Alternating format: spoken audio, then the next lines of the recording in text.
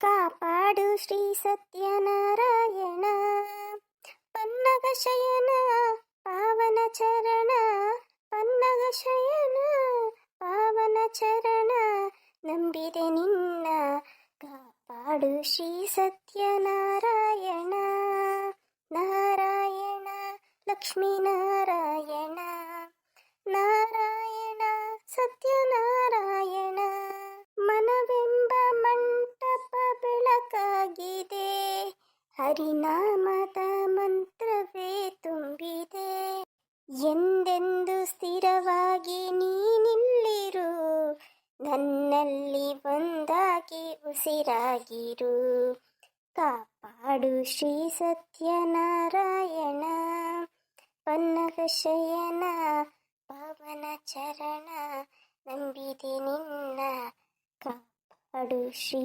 ಸತ್ಯನಾರಾಯಣ. ಏನಮ್ಮ ಹಾಡೆಲ್ಲ ಹೇಳ್ತಾ ಇದೀಯಾ? ಅಯ್ಯೋ ಎಲ್ಲಿ ಹಾಡು ಏನು ಹಾಡ್ಲಪ್ಪ, ದೇವ್ರನ್ನ ನೆನೆಸ್ಕೊತಾ ಇದ್ದೆ. ನೀನೇನು ದಿಕ್ಕಿಲ್ದೇವ್ರಿಗೆ ದೇವರೇ ದಿಕ್ಕಲ್ವೇನಪ್ಪ. ಈಗ ಸದ್ಯಕ್ಕೆ ನಮಗೆ ಬಂದಿರೋ ಸಮಸ್ಯೆಗೆ ಮುಕ್ತಿ ಯಾವಾಗಪ್ಪ ಕೊಡ್ತೀಯಾ ನಾರಾಯಣ ಅಂತ ಭಜಿಸ್ತಾ ಇದ್ದೆ. ಸರಿನಮ್ಮ, ಆಯಿತು. ಅಮ್ಮ, ಈ ಸರಿ ಸ್ಯಾಲ್ರಿ ಸ್ವಲ್ಪ ಲೇಟಾಗಿ ಹಾಕ್ತೀನಿ ಅಂತ ಹೇಳಿದ್ದಾರೆ. ಮನೆ ರೆಂಟ್ಗೆ ಶರ್ಮಿಳಂಗೆ ಕಟ್ಟು ಅಂತ ಹೇಳಬೇಕಿತ್ತಮ್ಮ. ನನಗೆ ಆ ಥರ ಹೇಳೋದಕ್ಕೆ ಬೇಜಾರಾಗುತ್ತೆ. ಆದರೆ ಏನು ಮಾಡಲಿ, ಕೈಯಲ್ಲಿರೋ ಕಾಸೆಲ್ಲ ಖಾಲಿ ಆಗಿಬಿಟ್ಟಿದೆ. ಏನು ಮಾಡಬೇಕು ಅಂತಲೇ ಗೊತ್ತಾಗ್ತಾ ಇಲ್ಲಮ್ಮ. ಹೌದಾ? ಅಯ್ಯೋ, ಅದಕ್ಕೆ ಅವಳನ್ನ ಯಾಕಪ್ಪ ಕೇಳಕ್ಕೆ ಹೋಗ್ತೀಯಾ? ಪಾಪ ಏನೋ ದುಡ್ದು ಇಟ್ಕೊಳ್ಳಿ ಬಿಡು. ನಾಳೆ ಅವಳು ಕಷ್ಟ ಕಾಲಕ್ಕಾಗುತ್ತೆ. ಎಲ್ಲನೂ ದುಡ್ದಿದ್ದೆಲ್ಲ ಮನೆಗೆ ಹಾಕ್ಬಿಟ್ರೆ ಕಷ್ಟ ಕಾಲಕ್ಕೆ 1 ರೂಪಾಯಿ ಇಲ್ದಂಗೆ ಆಗುತ್ತೆ ಅವಳಿಗೆ. ಒಂದು ಕೆಲಸ ಮಾಡು, ಈ ಕತ್ತಲ್ಲಿ ಒಂದು ಸರ ಐತಲ್ಲ, ಏನೂ ಇಲ್ಲ, ಎಲ್ಲ ಕಳ್ಕೊಂಡಾಯ್ತು. ಇದೊಂದು ಸರ ಹಾಕೊಂಡು ನಾನು ಕೂತಿದ್ದೀನಿ. ಆ ಸರ ಕೊಟ್ಬಿಡ್ತೀನಪ್ಪ. ಅತ್ತಾಗೆ ಮಾರ್ತೀಯೋ ಅಡ ಇಡ್ತೀಯೋ ಏನೋ ಮಾಡಿ ಸ್ವಲ್ಪ ದುಡ್ಡು ತಗೊಂಬಂದು ಬಾಡಿಗೆ ಗಿಡ್ಗೆ ಕಟ್ಟು. ಆಮೇಲೆ ಮನೆಗೆ ಸ್ವಲ್ಪ ಸಾಮಾನೆಲ್ಲ ಖಾಲಿ ಆಗೈತೆ, ದಿನಸಿ ಸಾಮಾನು ಎಲ್ಲ ತಗೊಂಬಂದ್ಬಿಡಪ್ಪ. ಅಯ್ಯೋ ಅಮ್ಮ, ಸುಮ್ಮನಿರು. ಕತ್ತಲ್ಲದೊಂದು ಚೈನ್ ಐತೆ ಅಂತ ಮರ್ಯಾದೆ ಅಲ್ಲ. ಈಗ ನಿಮ್ಮ ಅಣ್ಣನ ಹೆಂಡ್ತಿ ಅವ್ರಿಗೆ ಎಷ್ಟು ಅಂದರೆ ನಮ್ಮ ಅತ್ತೆ ಎಷ್ಟು ಆಡ್ಕೋತಾರೆ ನಿನ್ನನ್ನು. ಈಗ ಕತ್ತಲ್ಲಿರೋದನ್ನ ತೆಗ್ದಾಕ್ಬಿಟ್ರೆ ಇದ್ದಿದ್ದು ಗತಿ ಇಲ್ಲ ಅಂತ ಆಡ್ಕೊಬಿಡ್ತಾರೆ ಅವರು. ಬೇಡ, ಕಷ್ಟನ ಸುಖನೋ ನಾನು ಎಲ್ಲರೂ ಒಂದು ಕಡೆ ಕೇಳಿಸ್ಕೊತೀನಿ. ಅಲ್ಲೇ ಗೊತ್ತಿರೋರು ಇದ್ದಾರೆ, ಅವ್ರ ಹತ್ರ ಕೇಳಿಸ್ಕೊಂಡಿರ್ತೀನಿ. ಸಂಬಳ ಆದ್ಮೇಲೆ ಕೊಡ್ತೀನಿ ಅಂತವ. ನೀನು ಕತ್ತಲ್ಲಿರೋ ಸರ ತೆಗಿತೀನಿ ಅಂತ ಮಾತ್ರ ಹೇಳಬೇಡ.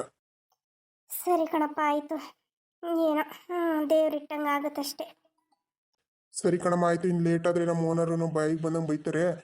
ಹೋಗಿರ್ತೀನಿ. ಸಾಮಾನು ಏನೇನು ಬೇಕು ಎಲ್ಲನೂ ಒಂದು ಲಿಸ್ಟ್ ಮಾಡಿ ಇಟ್ಟಿರು. ಸಂಜೆ ಬಂದು ಬೇಗ ಬಂದು ಹೋಗಿ ಸಾಮಾನು ತಗೊಂಬಂದ್ಬಿಡೋಣ. ಅಯ್ಯೋ, ಈಗ ತಾನೇ ದುಡ್ಡಿಲ್ಲ ಅಂದಲ್ಲಪ್ಪ. ದುಡ್ಡಿಲ್ಲ ಅಂತ ಅಂದೇನ್ಬಿಟ್ಟು ಹಸ್ಕೊಂಡಿರೋಕ್ಕಾಯ್ತದ? ನೋಡೋಣ, ಯಾರ ಹತ್ರ ಇಸ್ಕೊಬತ್ತೀನಿ. ಹೋಗಿ ತಂದ್ಬಿಡೋಣ ಬಿಡು. ಸರಿ ಕಣಪ್ಪ, ಆಯಿತು. ಅಮ್ಮ, ನಾನು ಹೊರಗಡೆ ಹೋಗ್ತಾ ಇದ್ದೀನಿ.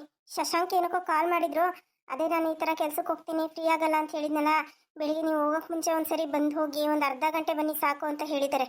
ಹೋಗಿ ಇಲ್ಲೇ ಇದ್ರ ಹತ್ರ ಬರೋಕ್ಕೆ ಹೇಳಿದ್ದೀನಿ, ಮಹಾರಾಜ ಪಾರ್ಕ್ ಹತ್ರ. ಅಲ್ಲಿ ಹೋಗಿ ಒಂದು 10 ನಿಮಿಷಕ್ಕೆ ಮಾತಾಡಿಕೊಂಡು ವಾಪಸ್ ಬಂದುಬಿಡ್ತೀನಿ. ಅಲ್ಲ ಕಣಮ್ಮ, ಕೆಲಸಕ್ಕೆ ರಜೆ ಮಾಡಿದೀಯಾ? ಎಲ್ಲಿ ರಜೆ ಮಾಡ್ತೀಯಮ್ಮ? ಹಂಗೆಲ್ಲ ಪದೇ ಪದೇ ರಜೆ ಹಾಕೊಂಡು ಕುತ್ಕೊಳ್ಳೋದಕ್ಕಾಗಲ್ಲ. ಅಲ್ಲಿ ಸ್ಯಾಲ್ರಿ ಕಟ್ ಮಾಡ್ತಾರೆ. ಇನ್ನೂ ಜಾಸ್ತಿ ರಜೆ ಹಾಕ್ತಾರೆ ಅಂತ ಅಂದರೆ ಕೆಲಸದಿಂದನೇ ತೆಗ್ದಾಕ್ತಾರೆ.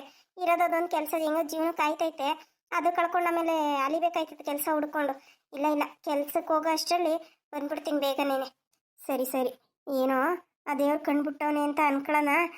ನೋಡು, ದುಡ್ಕಿ ಯಾವ ನಿರ್ಧಾರನೂ ತಗೋಬೇಡ. ಏನೇ ಮಾತಾಡಿದ್ರು ತಾಳ್ಮೆಯಿಂದ ಮಾತಾಡು, ಯೋಚನೆ ಮಾಡಿ ಮಾತಾಡು, ಆಯ್ತಾ? ನೀನು ಹೇಳ್ತಿರೋದು ನೋಡಿದ್ರೆ ಬಂದು ನಮ್ಮನೆ ಸಂಸಾರ ಮಾಡು ಅಂತ ಕರಿತಿದ್ದಾರೆ ಅನ್ನೋ ಥರ ಇದೆ. ಅವ್ರು ಏನು ಕರೆದಿದ್ದಾರೆ ಏನೋ ಯಾರು ಗೊತ್ತು. ಏನಾದರೂ ಸಮಸ್ಯೆ ಏನಾದರೂ ಆಗಿದೆಯಾ ಏನೋ, ಅಲ್ಲಿಗೆ ಹೋದ್ಮೇಲೆ ವಿಚಾರ ಗೊತ್ತಾಗುತ್ತಮ್ಮ. ಸರಿ, ನಾನಿನ್ನು ಬರ್ತೀನಿ. ಸರಿ ಕಣಮ್ಮ, ಆಯಿತು. ಇನ್ನೇನು ನಾವು ಹೇಳಿದ ಮಾತೇನಾದರೂ ಕೇಳ್ತೀರಾ? ನಿಮ್ಗೆ ಅನ್ಸಿದ್ದನ್ನೇ ನೀವು ಮಾಡೋದು. ನಾವು ಬೇಡ ಅಂದರೂ ನಮ್ಮ ಮಾತೇನು ಕೇಳಲ್ಲ ನೀವು. ಆಯಿತು, ಹೋಗು. ಆದರೂ ನೀನು ಹುಷಾರಲ್ಲಿ ನೀನಿರು. ಸ್ವಲ್ಪ ತಗ್ಗಿ ಬಗ್ಗೆ ಮಾತಾಡು, ಒಳ್ಳೆ ಥರದಲ್ಲಿ ಇರು. ಅಂದರೆ ಏನೋ ನಿನ್ನ ಮಾತಿನ ಅರ್ಥ ನಾನು ಕೆಟ್ಟವಳು ಅಂತನಾ? ಆಗಲ್ಲಮ್ಮ. ಸರಿ ಬಿಡು. ಸರಿ, ಬೇಗ ಬರೋಗು. ಆಯ್ತಮ್ಮ, ಬೇಗ ಬರ್ತೀನಿ. ಸ್ವಲ್ಪ ತಿಂಡಿ ಮಾಡಿಟ್ಟಿದ್ದೀನಿ, ಅದೆಲ್ಲ ಬಾಕ್ಸ್ ಹಾಕಿ ಒಂಚೂರು ರೆಡಿ ಮಾಡಿ ಇಟ್ಬಿಡಮ್ಮ. ಬರ್ತಿದ್ದಂಗೆ ಹೊರಟ್ಬಿಡ್ತೀನಿ ಅಂದರೆ ತಿಂಡಿನೂ ತಿಂದೆ ಹೋಗ್ತೀಯಾ? ಬರೋಗು, ಮಾಡ್ತೀನಿ, ಬರೋಗು. ಸರಿ ಅಮ್ಮ, ಆಯಿತು. ಎಲ್ಲಿದ್ದಾರೆ ಇವರು? ಅಡ್ರೆಸ್ ಗೊತ್ತಾಯ್ತೋ ಇಲ್ವೋ ಇವ್ರಿಗೆ? ಇಲ್ಲ, ನಾನು ಹೇಳಿದ್ದೆ ಕರೆಕ್ಟಾಗಿ. ಎಲ್ಲೂ ಕಾಣಿಸ್ತಾ ಇಲ್ವಲ್ಲ? ಅಯ್ಯೋ, ಇಲ್ಲೇ ಹುಡ್ಕೊಂಡು ನಿಂತ್ಕೊಂಡ್ರೆ ಟೈಮ್ ಆಗಿಬಿಡುತ್ತೆ. ಆ ಕಡೆ ನೋಡೋಣ. ಡ್ಯಾಡಿ ಡ್ಯಾಡಿ, ಅಲ್ಲಿದ್ದಾರೆ ಮಮ್ಮಿ. ಡ್ಯಾಡಿ, ನನ್ನ ಮಮ್ಮಿ ಹತ್ರ ಹೋಗ್ತೀನಿ. ಹ್ಞೂ ಸರಿ ಹೋಗು. ಮಮ್ಮಿ. ಮೊನ್ನೆ ರಾಜು ಚೆನ್ನಾಗಿದೆಯಪ್ಪ? ಹ್ಞೂ ಮಮ್ಮಿ ಚೆನ್ನಾಗಿದ್ದೀನಿ. ನೀವು ಚೆನ್ನಾಗಿದ್ದೀರಾ? ಹ್ಞೂ ಕಣಪ್ಪ, ನಾನು ಚೆನ್ನಾಗಿದ್ದೀನಿ. ಅಲ್ಲ, ನಿನಗೆ ಇಷ್ಟು ದಿನ ಆದಮೇಲೆ ಮಮ್ಮಿ ಜೊತೆ ಮಾತಾಡಬೇಕು ಅಂತ ಅನ್ನಿಸ್ತು ನಿನಗೆ? ಸಾರಿ ಮಮ್ಮಿ, ನಾನು ನಿಮ್ಮ ಜೊತೆ ತಪ್ಪಾಗಿ ನಡ್ಕೊಂಡ್ಬಿಟ್ಟೆ. I am sorry. ಅಯ್ಯೋ ಬಂಗಾರ, ನೀನು ಯಾಕಪ್ಪ ಸಾರಿ ಕೇಳ್ತಾ ಇದೀಯಾ? ನನ್ನ ಕಡೆಯಿಂದನೂ ಸಾರಿ. ನಾನು ನಿನಗೆ ತಾಯಿ ಪ್ರೀತಿ ತೋರಿಸೋದ್ರಲ್ಲಿ ಕಮ್ಮಿ ಮಾಡಿಬಿಟ್ಟೆ, ಅದಕ್ಕೆ ನಿನ್ನ ಮನಸ್ಸಲ್ಲಿ ಆ ರೀತಿ ಬಂದಿದ್ದು. ಶಶಾಂಕ್ ಅವರೇ, ಚೆನ್ನಾಗಿದ್ದೀರಾ? ಹ್ಞೂ ಶರ್ಮಿಳಾ, ನಾನು ಚೆನ್ನಾಗಿದ್ದೀನಿ. ನೀನು ಚೆನ್ನಾಗಿದ್ದೀಯಾ? ಹ್ಞೂ, ನಾನು ಚೆನ್ನಾಗಿದ್ದೀನಿ. ಮನೇಲಿ ಅತ್ತೆ ಮಾವ ಎಲ್ಲ ಚೆನ್ನಾಗಿದ್ದಾರಾ? ಮದುವೆ ಕೆಲಸ ಕಾರ್ಯ ಎಲ್ಲ ಚೆನ್ನಾಗಿ ಆಗ್ತಾಯಿದೆ ಅಂತ ಅನಿಸುತ್ತೆ. ಅಲ್ಲ, ಹಿಂಗೆ ಕೇಳ್ತೀನಿ ಅಂತ ತಪ್ಪಾಗಿ ತಿಳ್ಕೊಬೇಡಿ. ನೀವು ಇವಾಗ ಮದುವೆ ಆಗ್ತಿದ್ದೀರಲ್ಲ ಹುಡುಗಿ, ಒಳ್ಳೆಯವರೇ ಇರ್ತಾರೆ. ನೀವು ನೋಡಿದ್ದೀರಾ ಅಂತಂದರೆ ಒಳ್ಳೆಯವರೇ ಇರ್ತಾರೆ. ಆದರೂ ನನ್ನ ಮಗನ್ನ ಹೇಗೆ ನೋಡ್ಕೋತಾರೋ ಏನೋ ಅನ್ನೋ ಭಯ ನನಗೂ ಇರುತ್ತಲ್ವಾ. ಹಿಂಗೆ ಕೇಳ್ತೀನಿ ಅಂತ ಬೇಜಾರು ಮಾಡ್ಕೋಬೇಡಿ. ನನ್ನ ಮಗನ್ನ ನಾನೇ ಇಟ್ಕೊತೀನಿ, ನನ್ನ ಜೊತೆ ಕಳಿಸ್ಕೊಡ್ತೀರಾ? ಮಮ್ಮಿ, ನಾವು ಅದನ್ನೇ ಮಾತಾಡೋದಕ್ಕೆ ಬಂದಿರೋದು. ಹೌದಾ ಪುಟ್ಟ? ನೀನು ಹಾಗಿದ್ರೆ ನನ್ನ ಜೊತೆ ಬರ್ತೀಯಾ? ಮಮ್ಮಿ ಜೊತೆ ಬರೋದಕ್ಕೆ ನಿನಗೆ ಒಪ್ಪಿಗೆ ಇದೆಯಾ? ಮಗುನ ನಿನ್ನ ಜೊತೆ ಕಳಿಸ್ಕೊಡಲ್ಲ. ಯಾಕೆ ಶಶಾಂಕ್, ಇನ್ನು ನಿಮಗೆ ನನ್ನ ಮೇಲೆ ಕೋಪ ಕಮ್ಮಿ ಆಗಿಲ್ವಾ? ಇಲ್ಲ ಶಶಾಂಕ್, ನಾನು ತುಂಬ ಬದಲಾಗಿದ್ದೀನಿ. ನನ್ನ ಮಗನ ನಾನು ತುಂಬ ಚೆನ್ನಾಗಿ ನೋಡ್ಕೋತೀನಿ ಶಶಾಂಕ್. ನಾನು ಹಳೆ ಶರ್ಮಿಳಾ ಅಲ್ಲ ಶಶಾಂಕ್, ತುಂಬ ಬದಲಾಗಿದ್ದೀನಿ.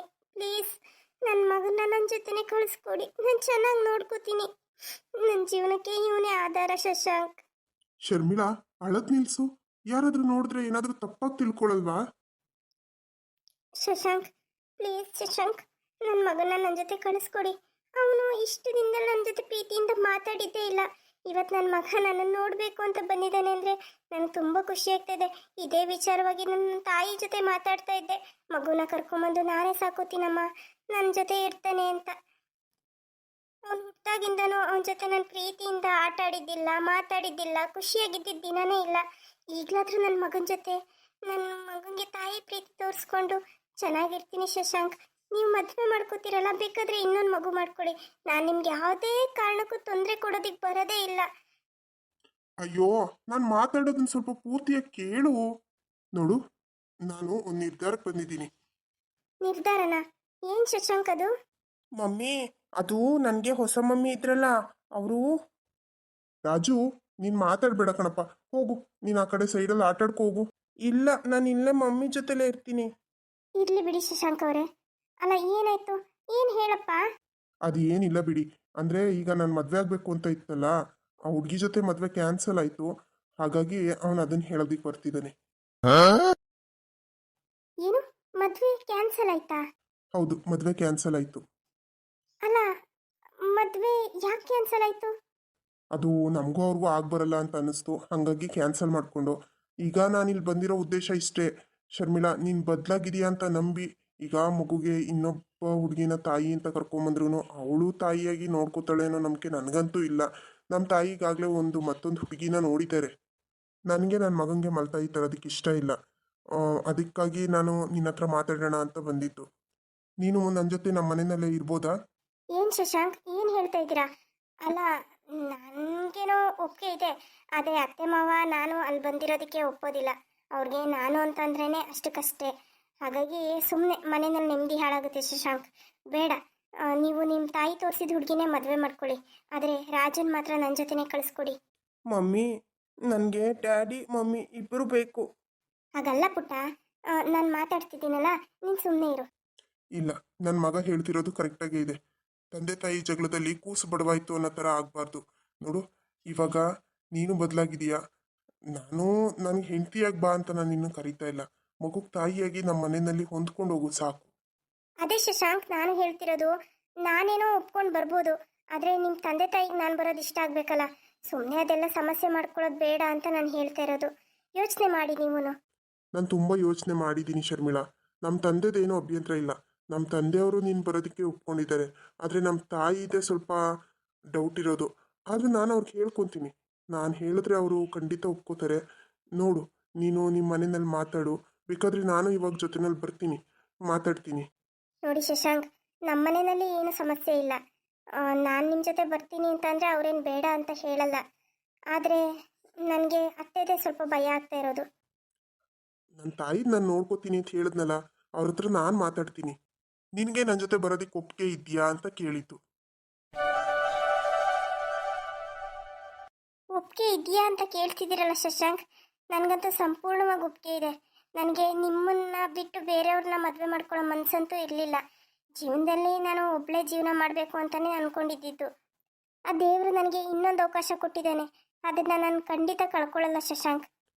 ಸರಿ, ಹಾಗಿದ್ರೆ ಬನ್ನಿ, ಇವತ್ತೇ ಹೋಗೋಣ ನಮ್ಮ ಮನೆಗೆ. ಇವತ್ತಾ? ಈಗಲಾ? ಅದು ಶಶಾಂಕ್, ಅಮ್ಮನ ಹತ್ರ ನಾನು ಮತ್ತೆ ಬರ್ತೀನಿ ಅಂತ ಹೇಳಿ ಬಂದಿದ್ದೀನಿ. ಆ ರೀತಿ ಬರೋಕ್ಕಾಗಲ್ಲ.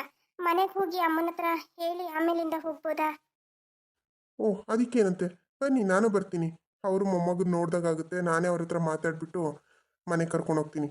ಆದರೆ ಒಂದು ಕಂಡೀಷನ್ ಶರ್ಮಿಳಾ, ಇನ್ನು ಯಾವತ್ತೂ ನೀನು ಹಳೆ ಶರ್ಮಿಳಾ ಆಗಿರಬಾರ್ದು. ನೀನು ಬದಲಾಗಿದ್ದೀನಿ ಅಂತಂದರೆ ಬದಲಾವಣೆ ನಿನ್ನಲ್ಲಿ ತೋರಿಸ್ಬೇಕು. ನಿನ್ನ ಕೆಲಸದಲ್ಲಿ, ನಿನ್ನ ನಡವಳಿಕೆಯಲ್ಲಿ, ನಿನ್ನ ಮಾತಲ್ಲಿ ತೋರಿಸ್ಬೇಕು. ನಮ್ಮ ಮನೆಯವರು ಸ್ವಲ್ಪ ಹಾಗೆ ಇರ್ಬೋದು, ಯಾಕಂದರೆ ಅವ್ರಿಗೂ ನೋವಾಗಿದೆ ಅಲ್ವಾ. ಅದು ಮಾಯೋದಕ್ಕೆ ಸ್ವಲ್ಪ ಟೈಮ್ ಬೇಕಾಗುತ್ತೆ. ಅಲ್ಲಿವರೆಗೂ ನೀನು ಅಡ್ಜಸ್ಟ್ ಮಾಡ್ಕೊಂಡು ಹೋಗಬೇಕು, ಎಲ್ಲರನ್ನೂ ಅನುಸರಿಸ್ಕೊಂಡು ಹೋಗಬೇಕು. ಅದೆಲ್ಲ ನಿನ್ನ ಕೈಲಾಗುತ್ತಾ? ಖಂಡಿತ ಶಶಾಂಕ್, ನನಗೆ ಮತ್ತೆ ಹೊಸ ಜೀವನ ಸಿಗ್ತಾ ಇದೆ ಅಂತಂದರೆ ನಾನು ಯಾಕೆ ಬೇಡ ಅಂದ್ಲಿ ಹೇಳಿ? ಖಂಡಿತ ನಾನು ಹೊಂದ್ಕೊಂಡು ಹೋಗ್ತೀನಿ. ಬನ್ನಿ, ಅಮ್ಮನ ಹತ್ರ ಮಾತಾಡಿ, ಅಮ್ಮನ ಹತ್ರ ಹೇಳಿ ಆಮೇಲಿಂದ ಹೊರಡೋಣ. Thank you mummy, thank you so much. ನೀವು ಬರೋದಕ್ಕೆ ಒಪ್ಕೊಂಡಿದ್ದಕ್ಕೆ ನಂಗೆ ತುಂಬ ಖುಷಿ ಆಯಿತು. ಇನ್ಮೇಲಿಂದ ಯಾರು ನಿನಗೆ ಅಮ್ಮ ಇಲ್ಲ ಅಂತಲೂ ಹೇಳಲ್ಲ, ಅಪ್ಪ ಇಲ್ಲ ಅಂತಲೂ ಹೇಳಲ್ಲ. ನನಗೆ ಅಮ್ಮ ಅಪ್ಪ ಇಬ್ಬರೇ ಇರ್ತಾರೆ. I am luckiest person. ಹೌದು ಕಂದ, ಇನ್ಮೇಲೆ ನೀನು ತುಂಬ ಖುಷಿಯಾಗಿರ್ತೀಯ. ಸರಿ, ಬನ್ನಿ, ಹೋಗ್ಬಿಟ್ಟು ಮನೆಯಲ್ಲಿ ಹೇಳಿ ಆಮೇಲಿಂದ ಹೊರಡೋಣ. ಮತ್ತೆ ಲೇಟ್ ಆಗಿಬಿಡುತ್ತೆ, ನಾನು ಆಫೀಸ್ಗೆ ಹೋಗಬೇಕು. ನೀವು ಡ್ಯೂಟಿಗೆ ಹೋಗಬೇಕು ಅಂತ ಹೇಳಿದ್ರಲ್ಲ, ಹಾಗಾಗಿ ಸುಮ್ಮನೆ ಲೇಟ್ ಮಾಡೋದು ಬೇಡ ಅಂತ ಹೇಳ್ಬಿಟ್ಟು ತಿಂಡಿನೂ ಮಾಡಿಲ್ಲ, ಇವನಿಗೂ ತಿಂಡಿ ತಿನ್ನಿಸಿಲ್ಲ, ಹಾಗೆ ಕರ್ಕೊಂಬಂದೆ ನಿಮ್ಮ ಜೊತೆ ಮಾತಾಡ್ದಾಗುತ್ತೆ ಅಂತ. ಸರಿ, ಬನ್ನಿ, ಬೇಗ ಹೊರಡೋಣ. ಸರಿ ಶಶಾಂಕ್, ನಡೀರಿ, ಇಲ್ಲಿಂದ 10 ನಿಮಿಷದ ದಾರಿ ನಮ್ಮನೆ. ಹೌದಾ? ಬನ್ನಿ, ಕಾರಲ್ಲೇ ಹೋಗೋಣ.